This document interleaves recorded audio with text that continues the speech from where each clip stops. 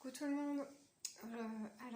Aujourd'hui je voulais faire une autre petite vidéo par rapport au fait qu'il me semble important de soutenir le corps médical qui est en train de vivre un profond changement et pour lequel on ne donne aucune information à ce niveau-là. Pour avoir été immergé dans leur environnement pendant un certain nombre d'heures, je dirais même un certain nombre de jours, je pense qu'il est temps que beaucoup de personnes aient conscience que le système est en train de changer radicalement et qu'on rentre dans de l'industrialisation de soins. Et c'est à nous tous d'intervenir pour essayer de remédier à ça. Le corps médical, actuellement, il est épuisé, il est en burn-out, il est dans un état où il ne sait plus pourquoi il travaille pour un certain nombre d'entre eux. Alors je parle entre autres des urgentistes, je ne parle pas des professionnels et des chirurgiens qui peuvent partir faire le tour du monde à la fin du mois bien sûr, mais je parle de ceux qui sont là pour nous assister au quotidien. Et pour ma part que j'aimerais remercier parce qu'ils sont vraiment dans une phase qui est compliquée. C'est différent de la première phase du Covid où là, ils devaient faire face à un virus qui était fort, qui était virulent et pour lequel il fallait trouver des solutions rapidement. Aujourd'hui, ils sont face à une autre maladie, et cette maladie, eh bien, c'est les politiques. Alors, je ne rentre pas dans le détail de la politique, mais il faut savoir que depuis le 1er janvier, les urgences, entre autres, sont devenues payantes. Pourquoi ? À votre avis, tous ces éléments-là sont devenus payants? Eh bien, tout simplement pour rembourser, entre autres, les 8 milliards et quelques qui ont été pris sur les budgets des hôpitaux. Et encore, je ne rentre pas dans les détails des chiffres parce que c'est pas mon rôle. Pour financer les systèmes de passe que je ne mentionnerai pas, les personnels mobilisés pour ça, les lits qui ont été retirés pour être utilisés dans d'autres contextes. Bon, bref, tout ça c'est méconnu malheureusement et j'aimerais vraiment soutenir ces personnes à qui on impose d'accepter des conditions pour leur corps et pour leur mental qui ne sont pas du tout en adéquation et qui ne leur permettront pas de tenir longtemps si on leur impose un tel rythme et pourtant on a besoin d'eux. Vraiment, j'invite, soutenez-les, on a besoin d'eux, on a besoin de personnes qui ont des sentiments, qui ont du temps, qui ont de l'émotion, qui ne sont pas épuisés, qui pourront vous soigner correctement. Parce que voilà, ils seront suffisamment nombreux déjà si vous saviez, si vous regardiez vraiment au niveau des chiffres, la quantité de démissions qu'il y a pu avoir.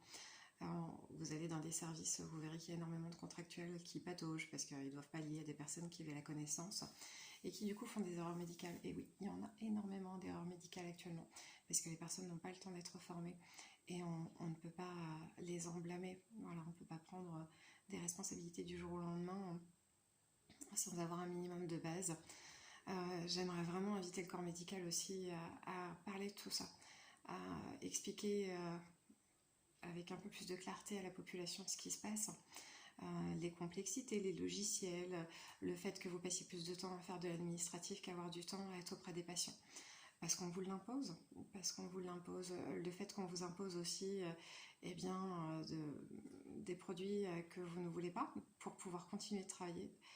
Je pense que c'est ça qui me choque le plus. Il y a beaucoup d'activités professionnelles qui se doivent d'attester de documents pour être d'officiellement citoyen. Bon, c'est pas très français, mais c'est pas grave. Pour pouvoir continuer de vivre, pour pouvoir continuer de gagner un salaire.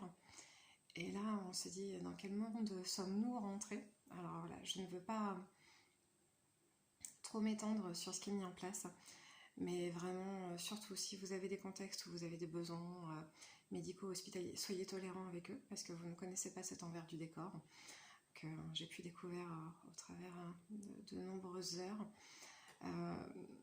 Essayez de les comprendre, et surtout pour le personnel qui est à l'intérieur, eh bien j'ai envie de vous dire, ne vous sentez pas démunis. C'est important, j'ai énormément de personnes, d'infirmiers, d'aides-soignantes ou autres qui passent parce qu'elles sont en burn-out, beaucoup arrêtent, ou des personnes qui sont attachées au corps médical qui se sentent perdues parce qu'ils voient ce qu'il se passe de l'intérieur, qu'ils se sentent impuissants. Alors surtout, voilà, ne cautionnez pas, ne laissez pas faire les choses, mais pensez aussi à vous. Pensez à vous reposer pour tous ceux qui continuent d'aller travailler alors que les 3/4 sont en arrêt parce qu'ils ont été testés positifs et qui doivent assumer le rôle de 3-4 personnes. Ne vous découragez pas, ce n'est qu'une période, les choses vont changer. C'est important, mais elles ne peuvent changer que de l'intérieur, c'est ce que je dis tout le temps. Donc pour que les choses changent de l'intérieur, n'attendez pas d'arriver à des contextes qui sont trop extrêmes, ne cautionnez pas tout. Un salaire ne vaut pas une vie. Alors ça ne reste que mon opinion. On est d'accord qu'il faut toujours réussir à trouver pour subvenir à ses besoins. Mais il y a toujours des possibilités, il y aura toujours des failles. Et ces failles, elles seront vite trouvées, je pense, à condition d'ouvrir les yeux correctement. Donc voilà. Pour ma part, voilà, je suis de tout cœur avec vous, je vous soutiens vraiment. N'hésitez pas, pour ceux qui regarderont cette vidéo et qui feront partie du corps médical, s'il y a quoi que ce soit à me contacter, pour en parler tout simplement comme j'ai pu le faire à travers de ces derniers jours où les gens ne se rendaient pas compte à quel point ils avaient besoin d'expliquer leur quotidien et de parler de tout ça. Je ne suis pas psychologue, mais je pense, et j'espère surtout pouvoir vous apporter le plus de soulagement possible au travers de mon écoute et puis des différentes choses que je peux vous proposer en parallèle. Donc voilà, surtout ne baissez pas les bras et parlez-en, dites ce qui se passe autour, c'est important. Tant que vous resterez dans le silence, eh bien, comme on dit, le silence est une forme indirecte de cautionnement, donc voilà. Libre à chacun de faire comme il l'entend, mais pour la part, je vous remercie infiniment pour ceux qui se battent au quotidien et pour lesquels eh bien, on n'applaudit plus aux fenêtres des balcons alors qu'il le faudrait encore et encore. Et je pense encore plus aujourd'hui. Donc écoutez, bon courage et puis je vous dis à très bientôt.